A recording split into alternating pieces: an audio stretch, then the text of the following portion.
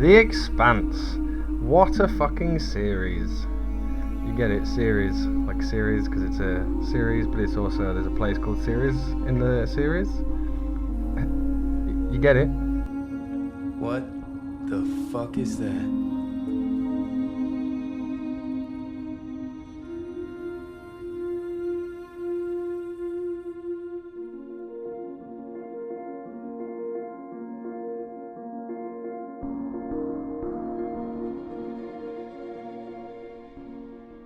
The Expanse is a series of science fiction novels written by James S.A. Corey, aka Ty Frank, and Daniel Abraham.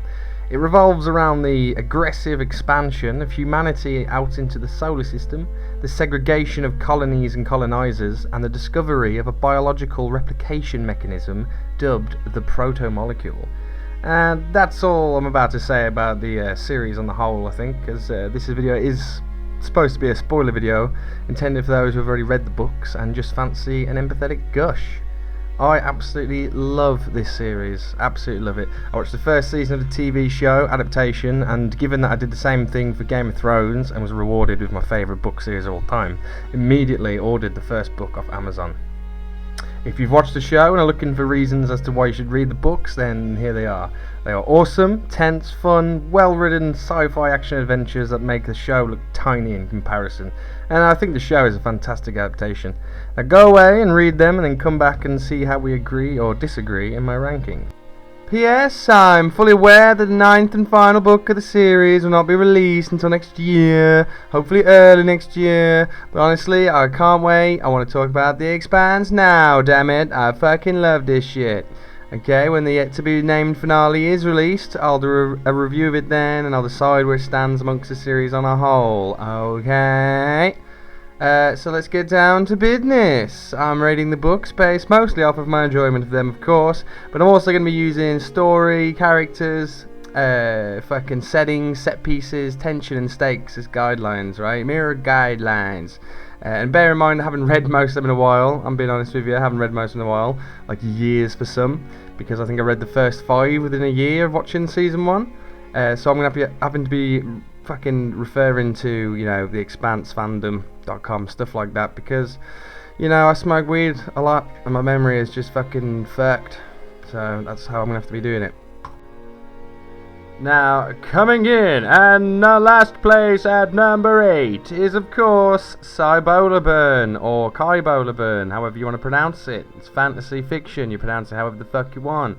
Cibola Burn. Okay, it's the 4th book of the series, and I'd just like to mention that just because I'm putting it last, okay, doesn't mean I think it's bad. In fact, it's fucking great. It's a wicked book. All 8 of these books are great, real good stuff. You know, The Two Towers is a masterpiece, but it's my least favourite Lord of the Rings movie, like, for sure, and it's, like I say, it's a masterpiece, but it's just one of them, you know. It's hard to rate Tarantino's films, because they're all so fucking good, and it feels shitty to put, you know, Death Proof in last place, because Death Proof is fucking awesome. Fucking fight me, alright? Now, to my knowledge, this book is, I'm pretty sure it's either at or, like, near the bottom of most people's lists, and I kind of understand why, and I kind of agree. I mean, I obviously agree, I put it last, but it just also kind of really sucks that it's at the bottom, because it was a close one, I tell you. 8 and 7 on this list are real fucking close, I tell you. Cibola Burn, in terms of story and setting, fucking set pieces, tension, and antagonist, right, villain, is easily one of the best, or if not the best, in the series. It's the first book to deal with the repercussions of the opening of the ancient alien gate network. Humanity is just flooded out into the galaxy, and the race for the newly accessible resources therein is on. Alright? Who the fuck says therein? Why did I write that? Okay, an intergalactic gold rush, if you will. And the book's title is a reference to the 16th century myth of the 7 cities of gold. Cibola being one of them, of course. Now, the United Nations, as they're wont to do, believe me, has started the process of methodically cataloguing and investigating these new planets. But some people are desperate, right? And they don't have time to wait, these refugees. People who are fucked from like Ganymede and all the shit that's been happening in the last couple of years. And a small group of colonizers, which include the first of our 4 POV characters, Bazia Merton, or Baz for short. I'm going to refer to him as Baz, I think. He's Prax's friend from Book 2, Caliban's War. and whose son Katoa died due to the proto-molecule experiments on Ganymede. You remember that? You remember that? Or have I spoiled it for you? And his family, right? So Praxis Fend, the Merton family. The Merton family, everybody! And they've landed on this planet, right? And they're trying to make a home of it. It's a planet called Elis, or Ilis, again, doesn't matter. There's massive amounts of lithium on the planet and lots of other resources, but particularly lithium is a very useful resource for fucking big money in that business. And they plan to sell as their livelihood. And they've planted their flag, right, essentially on this planet before the UN even got there. And the UN's just like, nah, mate, that shit is ours. We got our fucking formal clause, you know, arbitrary fucking, what's the word I'm looking for, bureaucratic bullshit, you know, words, big words, I'm throwing big words at you. Alright, so working with an Earth corporation called the Royal Charter Energy, or RCE for short, because it's too many words. The UN sends a scientific party to Ilis, or New Terra, to begin mining there. That's what they refer to as New Terra. The cool people call it Ilis. I call it Ilis because I'm cool. Did you know that? On board the RCE ship, the Edward Israel, are two more POV characters. Right, we've got exozoologist, or fucking scientist in layman's terms, LV Okoye, and also Dimitri Havelock, or Havelock, Miller's partner from Book 1, who is second in command of security on the for the RCE. And meanwhile, the absolute fucking legend that is Christian Badass Arala, right, knowing full well that shit is about to kick off, sends James Holden and the crew of the Rocinante to Ilis 2 as a mediator between the two soon-to-be warring factions, as he would be unbiased. And, well, let's face it, it's James Pinchot Holden. You know, he's going to do his best to do what's right. And Holden at this point is still, of course, plagued with visions of Proto Miller, who is on his own journey trying to piece together clues to what happened to on the planet long ago. He describes the planet as a big empty spot in the global alien / protomolecule network. So there's lots of reasons to be on this planet right now. So that's the basic setup, right? Let's go for some highlights of the book. Now the first highlight I'm going to talk about is a strong start. That's what I've read, a strong start. And let's be honest, every piece of medium, you know, or just piece of anything, I guess, piece of dinner. You want a strong start to dinner, right? Yeah, you do. It's called a starter. And it's normally breaded mushrooms for me, I believe. Breaded mushrooms fucking rock. Right, so after a brief prologue in which we catch up with Bobby and the state of the inner planets, particularly Mars, the book opens with a bang, right? As Basia Merton, and the contingent of terrorists blow up the landing pad so the main RCE ship can't land on the planet, right? But in the process, they take down one of its shuttles, killing the newly appointed governor of New Terra, and basically just throwing oil on the pan before it's even heated up, you know? I don't know if that's a good expression. It sounded good when I wrote it, but, you know. Elvio Koye, one of the POV characters, is on the shuttle too, right? And this really shakes her up, you know, and adds to her mistrust of the colony. Like, she thinks she's like all bright-eyed and thinks she's coming to help. She's like, la da da da, I'm gonna help you guys, and they fucking blow her up, and like, you know, some of her friends die and that. So she's pretty like, what is going on here? And so the conflict and the stakes of the book are set up immediately, and that's always a fucking good thing. So the second highlight I'd like to talk about is Adolphus Mertry. Okay, the main human antagonist of the book is Adolphus Mertry, head of security for the RCE ship. And you can't trust someone called Adolphus. Let's be real. Adolphus, more like a dickhead. You know what I'm saying? This guy is just one of the easiest to hate characters in the whole series. I just want to kick his teeth in, and he's literally just words on a page. He's a hard bastard, totally ruthless, and yet very, very clever and very well placed in his occupation.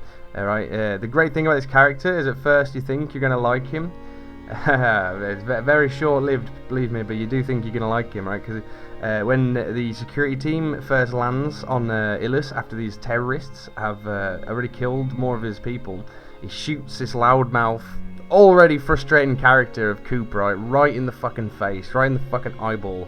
Okay, almost immediately after he lands, Coop comes up to him and is like, oh, we'll fucking kill more of you if we have to, and he's just like, that was a threat, and he just pulls out his pistol and blows his fucking face away. It's awesome.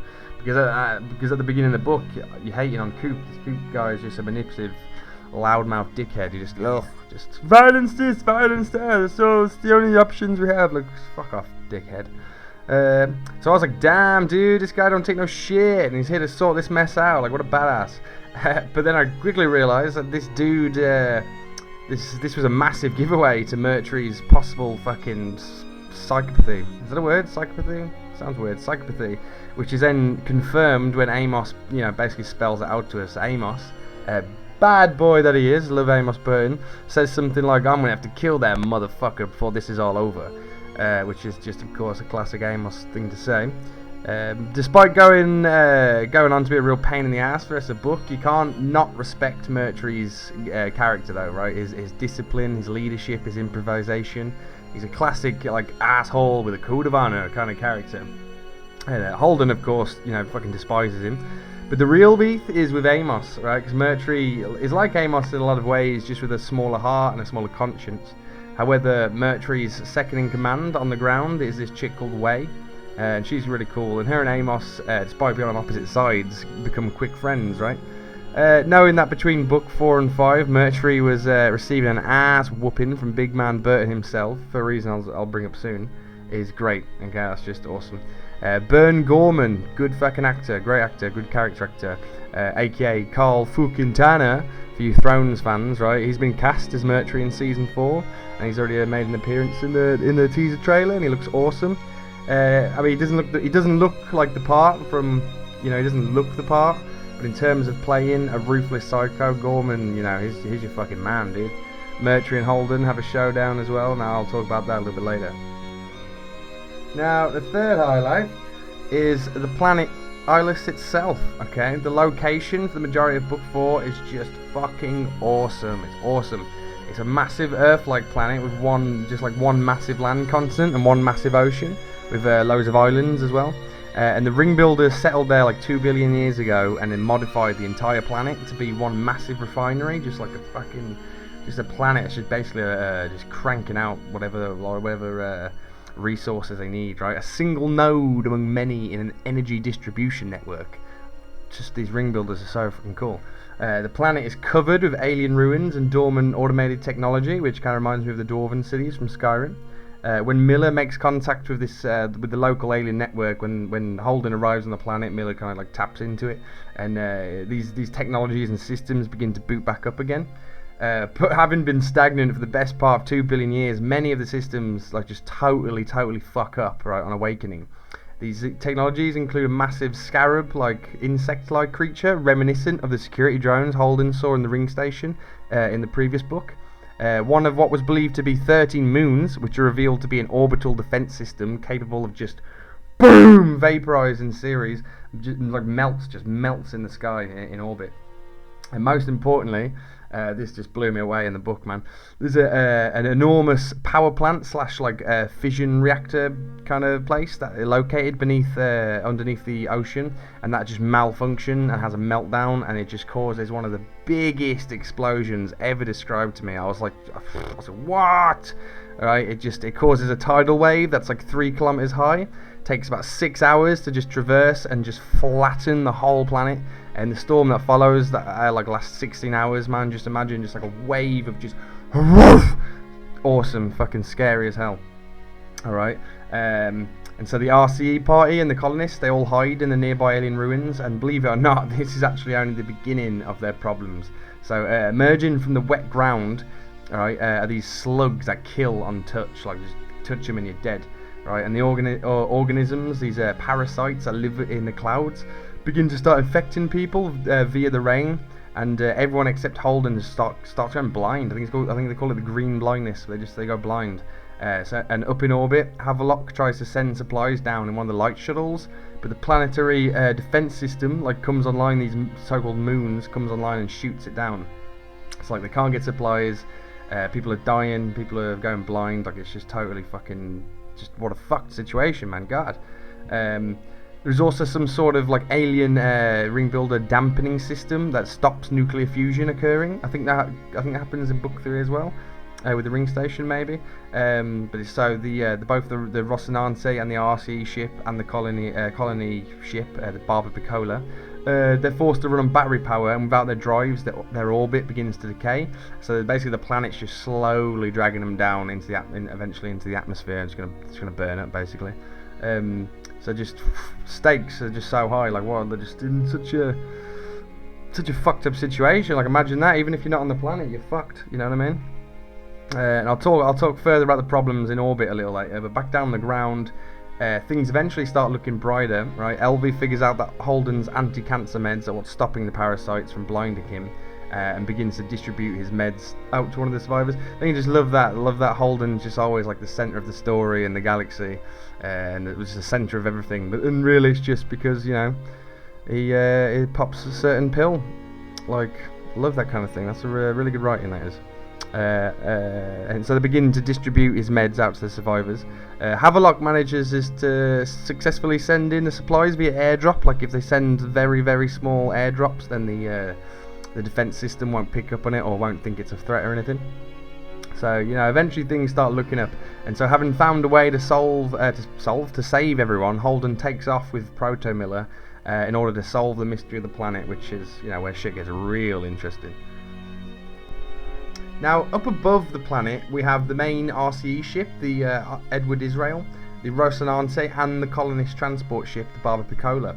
Now, during all of the bullshit on the surface, all the planetary malfunction, Alex, Naomi, and also Baz, because Holden took Baz as a prisoner to ensure his safety from the security team, and they have their own problems, right?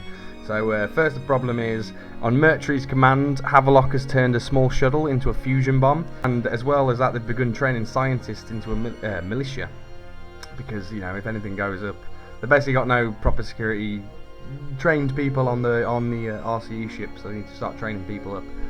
So when Naomi and Alex see what they've done to the shuttle, instead of just shooting it, Naomi opts for the non-violent route of just floating on over there and installing a remote cut-off on the engine. Hopefully they're more of a espionage kind of tactic. Hopefully they can get away with it without even being noticed. But of course, it's the Expanse, so it's not going to happen just so easy like that. So Havelock is training the militia, and I'm pretty sure he's training them on the outside. I think he's training them like on the outside of the hull in EVA, because that's how they're going to be fighting, so they need the right conditions to practice in too. And they see Naomi welding on the shuttle, and after a quick fight, they capture her using like a grapple gun, which is really cool. Reminds me of Batman. Alex asks for the help of Baz, who EVAs on over to the RCE ship and begins cutting into the hull. Havelock is then ordered to get the team together and stop the invaders with extreme prejudice. But Havelock, not wanting to escalate and realising that Naomi is just the best engineer to solve this fusion problem and save everyone, releases her from the brig, and then he's trying to get her back to her ship. On the way, takes out a few of his own men with non-lethal rounds and tasers, and they eventually meet up with Baz, and they float on back to the Rossi. Now, while all three ships in orbit are slowly falling down to Ilis, the Barba Piccola has the least stable orbit and it's closest to the planet. So in order to buy more time for it, Bazia EVAs on over, as in like floats on over in a spacesuit, and begins attaching tethers to it, right? And so it's proven to be successful for a while, but then the Edward Israel launches their shuttle torpedo at the Rossi, right? You know, the one they built earlier. And Alex shreds it with the PDC's piece of piss, but some of the shrapnel actually hits the Rossi and pokes a bunch of tiny holes into it, which are easily patched up, but the manoeuvring thrusters are all ballsed up now, are ballsed up on one side anyway. So basically they can't help the Barba Piccola in the same way they were with the tethers. But then Alex gets the fucking just genius idea, most awesome idea, to use the railgun as a thruster. Almost like that scene with the tank falling out the sky in the A-Team movie like a decade ago. Everything seems to be going plan until the Edward Israel sends a new security team on over to the Rossi anyway. Coming in at number 5, right? The fifth highlight I want to talk about is just, it's the entire last act, right? The entire third act or last act of the book is just fucking awesome. Right, so we've got Holden being led by Proto Miller on his way to find the blind spot in the alien system by using a material transfer network, aka the Ring Builder's version of like a minecart railway. Holden passes out for like 20 hours on the way there because he's just, the whole hallucination of Proto Miller and just not having any sleep has just really fucked him up. He sleeps for like 20 hours and he probably reached the place in like 10 hours and just was, just sleeping in the cart the whole time. Bless his cotton socks. But because he passed out for so long, that gives Mercury and Way enough time to recover their eyesight and then follow him. Amos, Elvie, and her new boyfriend Fires as well. They get their own little cart and they follow him too. Holden wakes up in front of wreckage blocking the track, and Miller takes control of this giant alien maintenance mechanism, right? Almost like possession, takes control of it and clears the way. And then Holden climbs on the back of Millerbot. That's what we'll call him, Millerbot. Oh, that's what Holden calls him. He climbs on the back of Millerbot and rides it through the track until they come to a processing station. Like, just, I mean, this is just the kind of fictional fantasy, you know, sci-fi story that is just right up my alley. I mean, like, imagine actually riding an alien machine through alien ruins. Like, that is just so sick. Ancient alien ruins, you know what I mean? Like, that's just awesome. It's here that Miller explains that Ilus was just basically a gas station for some of the rarest materials in the galaxy. Up in orbit, Havelock is on the float trying to shoot down some of the incoming attack party, right? And he's just like fucking sitting there on the hull of the ship, just going pow pow, because the Rossi's PDCs are now down or out of ammo, one of the two. The attack team fire off some makeshift missiles, one of which hits the Rossi and knocks Havelock out into space. His legs injured a bit and from the shrapnel. Baz manages to save him though using the grapple gun. Again, Batman, always cool. While he does the attack team shoot at the Barber Piccola, right, and they irreparably damage the tethers, knocking it off course, and it's like fucking everything up for these poor colonists on the ship. So while Bazia heads towards the Barb, Havelock covers him. Back on planet side again. Amos, Elvie, and Fires reach the massive alien structure where Holden went.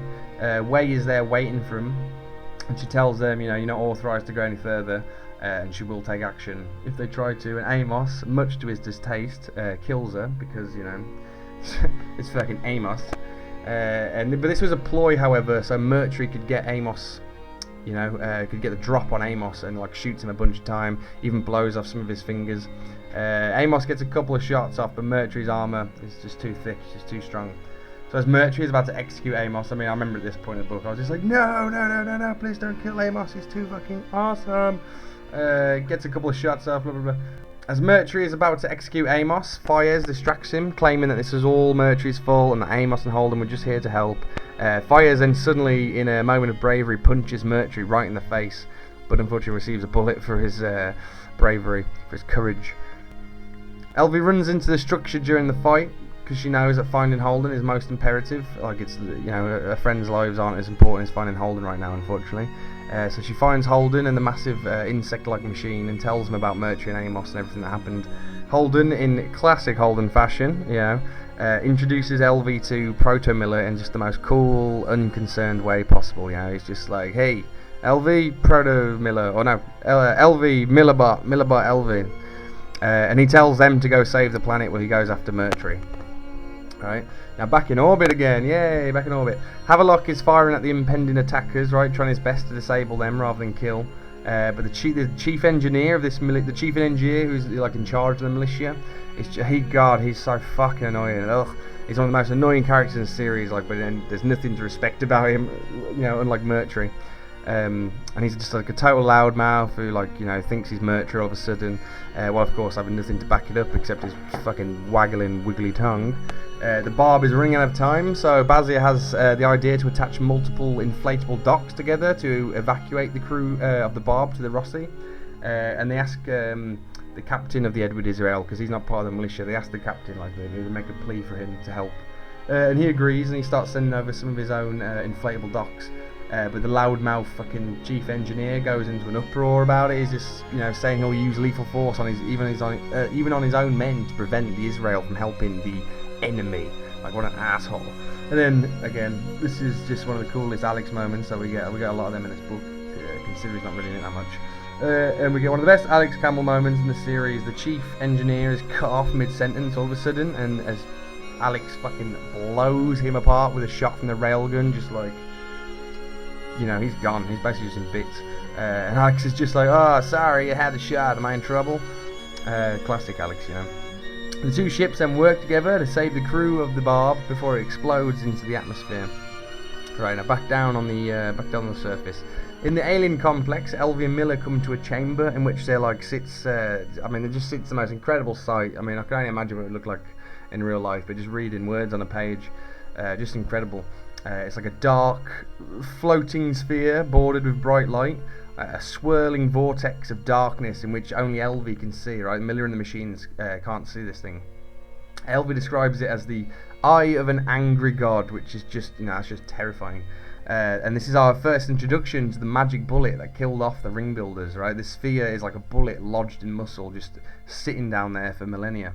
Meanwhile, Holden faces off with Mercury on opposite sides of a bridge, right? Mercury claims he can't let Holden shut down the technology because the RCA can learn from it, despite all that has happened. And, if he and anyone else, everyone else actually, has to die for that to happen, and so be it, He also confirms that Amos and Fires are still alive, which was nice, because, they're both cool dudes.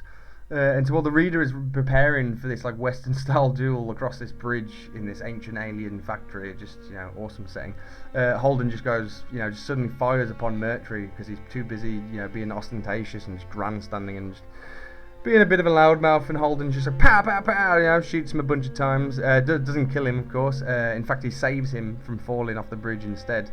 But he does promise Mercury that he will call in his favours with his powerful friends and ensure Mercury will be humiliated in the eyes of humanity for the rest of his life, because he's a prick and he deserves it.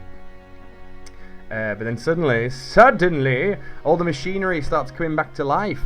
Alright, Millerbot is trying to throw everything he has at this sphere of darkness, alright, because all of which, as soon as they touch it, they die. These machines, they touch it. Anything protomolecule touches this thing, they die, right, immediately. Almost like the slugs to the humans. The alien technology isn't happy about this, though, unaware and unable to detect the floating darkness, and so that it's under the impression, the technology is under the impression that Miller and Elvie are responsible for this. Which they kind of are, but the local defences start coming online and they start trying to attack Miller and Elvie. Elvie cleverly hides behind the magic bullet, and everything that tries to reach her just drops dead.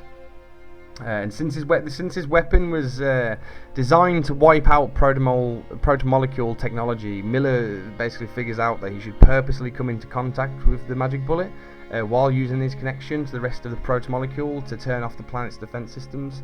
And this confused me a little bit at first when I read it. I had to read it a few times and then maybe even Google it. I was a bit like, wait, what exactly happened? I didn't get it. I'm sure I'm just a fucking idiot.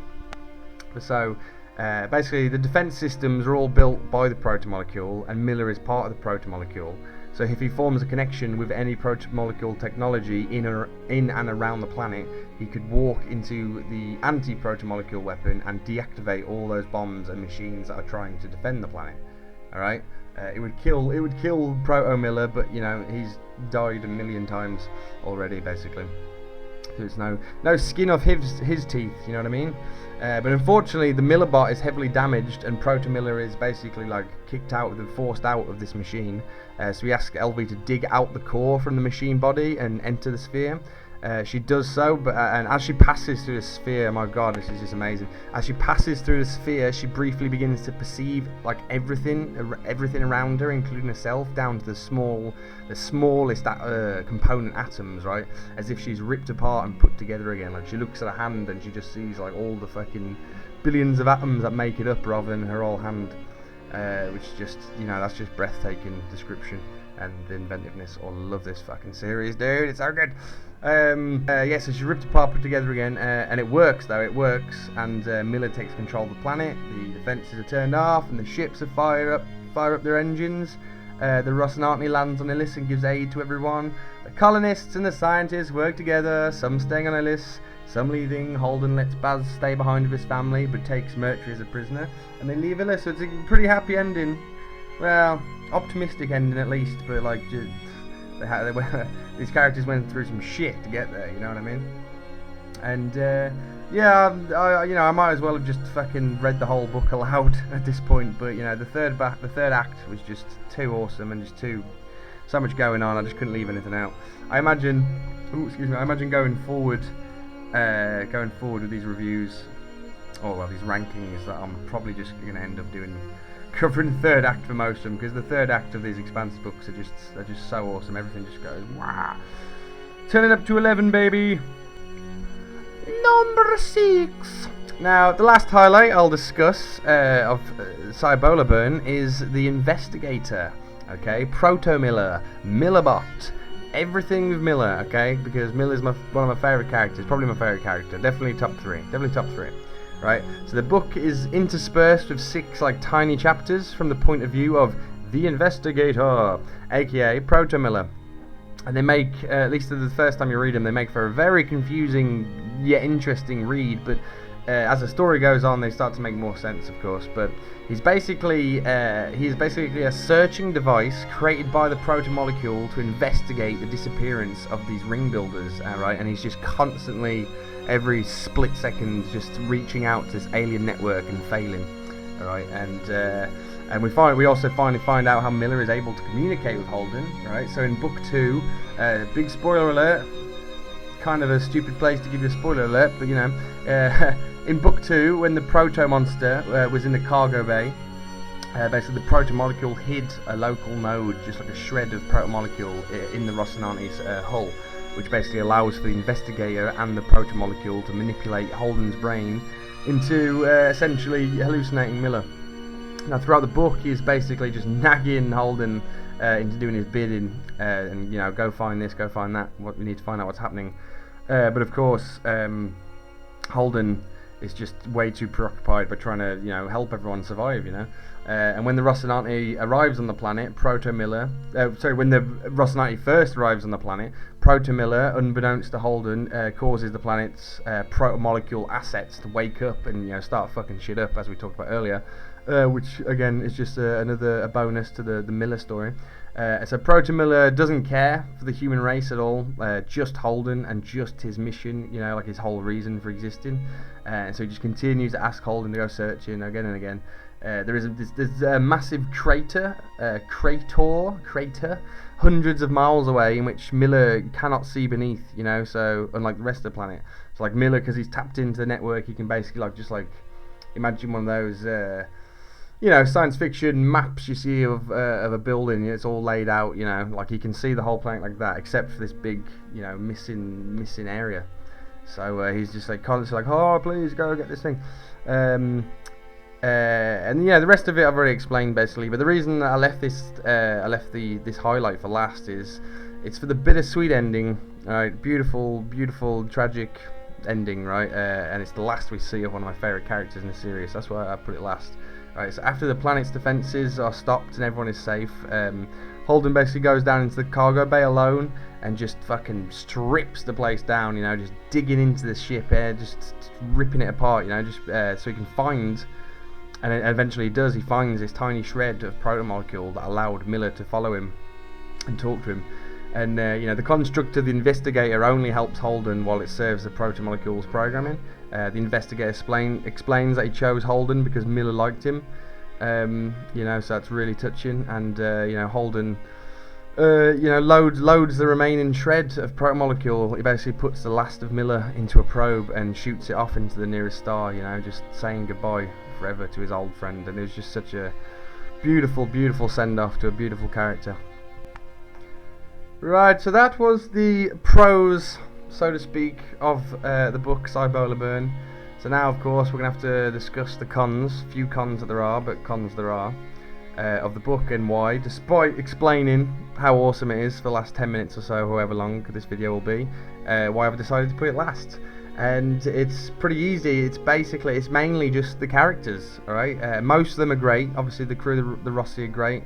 And some of the side characters are really great, the antagonist is really great, but overall the POV characters are just by far the least interesting of like the whole series for me, I think, at least how I remember it. I was really excited for Havelock to return for the first time since book 1. I was like, whoa, and but I was totally disappointed. His arc's really predictable. It's just like he just like realizes he's on the so-called, you know, bad team and then makes the inevitable switch to the good team. Really predictable and really boring, didn't really give me much. Where Bazzy and Merton has the most interesting conflicts, you know, but you know, he's essentially trying to do what's right and just ends up making one bad decision after another, and I feel like that's relatable and it's interesting. But in terms of personality, right, he's just he's boring. He's mopey, and he's forgettable, you know. And then last character, Elvie. Holden is the last character technically, and he's really good as usual. But So I'm talking about these other characters. Elvie, whoever, is, in terms of personality, she's great. She has the best personality. She's funny, energetic, clever, and it was a really nice subversion to have her at the centre of the finale with Miller rather than Holden. But that's about it, because in terms of an arc, a character arc, she basically just needs a dicking. She just needs to get banged. Right? She falls for Holden like straight away. She's like totally smitten with him when she lands on this planet. And then about halfway through the book, or 2/3 of the book, her friend Fayez he basically calls her out on it. He told her in the first place not to fall in love with Holden, and she did anyway. And then he calls her out on it, and he basically just tells her she needs to get laid. And so they bang, and then she's just like, "Oh yeah, you're right. Holden's not even that fit, is he?" And I'm sure there's more to it than that, but like that's what I remember thinking at the time, and I remember other people have said too. I just remember like she gets laid, and then she's able to actually fulfill her destiny in the book. It was a bit of a disappointment. Like I said, and Holden, the investigator, the two other POV characters, they were great. Of course, they're always going to be great. What else was a con? Also I remember being like, it was very frustrating that there was all this possibility for mystery and answers involving the ring builders and the unknown aggressors and the magic bullet, and no one seems interested. No one seems even half as interested as I am, right? As in the book compared to me reading it. Holden is more concerned with keeping everyone alive, which fair enough. It's Holden, that's what he's going to do. And Elvie, when not thinking about what Holden looks like fucking naked, is concerned with the flora and the fauna of the planet, which, in all fairness, it's a profession and interest, but again, just, boring. Bazir and the colonist squatters, they've been living near these ancient ruins of an ancient race, and they just don't seem to be bothered by all. It's just like, yeah, it's just like trees, isn't it? You know what I mean? Like, they're just not bothered by all, and, Havelock doesn't even enter the planet, he doesn't even enter the bloody atmosphere, so yeah, they were the cons. So that is Cibola Burn, and that's why it's ranked last. Great book though, honestly. It's got a few little cons that bring it. And when I say cons, they're not terrible, they're just compared to the rest of the series. So yeah, that's why it's last. Right. When I first started writing this video, I thought I would knock the whole series out like in one video, just like bang bang bang. But I quickly realised that one video per book would be much better. And then I can go into a bit more detail about it and spend a lot more time talking about it, and not just end up with a classic fucking Watch Mojo / What Culture style list of like, yeah, this is just like a minute of just talking about why I've put something as the best fucking film of all time or something. I'm gonna go into detail. I like this stuff. I'm gonna talk about this stuff, and hopefully, like I said, you have an empathetic gush about it. You like these books, and it's nice to hear someone who likes it too, talking about it. Right, so thank you for watching. Hopefully you made it this far. So yeah, this is the series I'm going to be working on next. This, and eventually I'll go back to my Ice and Fire videos. It's been a very long time, I know. The next Ice and Fire video I'm going to do is a ranking of my favourite chapters from the book, I believe. That'll give me a chance to talk about some of the just awesome moments for me personally in the book, so that'll be nice. A few reviews coming up. I know It 2's out for me this weekend. I think The Goldfinch is something I'm going to watch as well. I'm going to check that out. I'm going to be covering The Righteous Gemstones until that's finished, but I'm going to do that in 3 videos as I discussed in that video. So yeah, thanks for watching. Like and subscribe please, or don't, up to you, but it'd be nice if you did, and help me get this channel actually off the ground. Maybe get 10 subscribers by the end of the year. That's my what to do, or whatever, that's my goal. Alright, so yeah, have a nice day everyone, and remember the cant.